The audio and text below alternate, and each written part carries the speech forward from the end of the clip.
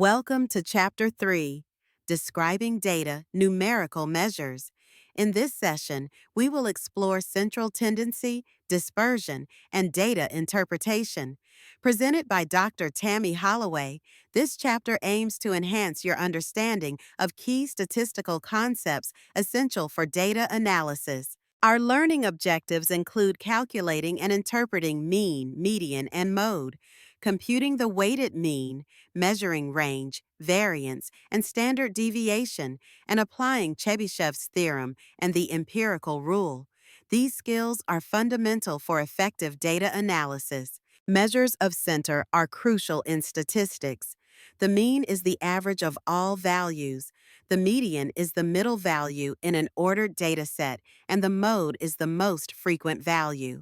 Understanding these measures helps in summarizing and interpreting data effectively. Distinguishing between sample and population mean is vital. The population mean uses all values in the population, while the sample mean uses values from a subset. Both involve summation but differ in their divisors: N for population and N for sample. The median is unaffected by outliers, making it useful for skewed data. The mode may be none, one, or multiple, and is ideal for categorical data. These measures provide insights into data distribution and are essential for accurate data interpretation. The weighted mean is calculated by multiplying each value by its weight and then dividing by the total weight.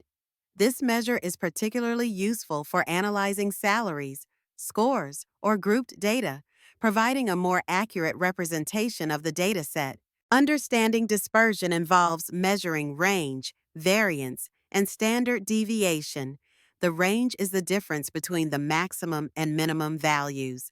Variance is the average squared deviation from the mean, and standard deviation is the square root of variance. Chebyshev's theorem applies to any distribution, stating that at least one 1K2s of data lies within K standard deviations.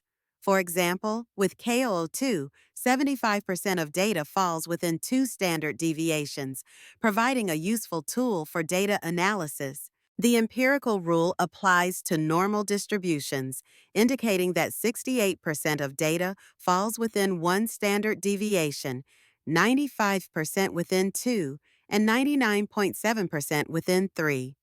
This rule is ideal for bell-shaped data, aiding in understanding data variability. Problem 1 involves measures of central tendency. A professor records the number of questions asked in 10 class sessions. Tasks include finding the mean, median, and mode, and recommending the best measure of central tendency for this dataset. The answer to Problem 1 reveals a mean of 5.7, a median of 6, and a mode of 6.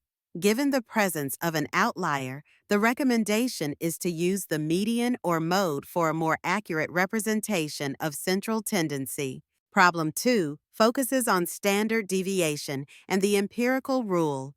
With a mean of 80 and a standard deviation of 5, estimate the percentage of scores between 70 and 90, and interpret the standard deviation in the context of bell-shaped data. The answer to Problem 2 shows that approximately 95% of scores lie between 70 and 90, according to the empirical rule. A standard deviation of 5 indicates scores are tightly clustered around the mean, reflecting consistent performance.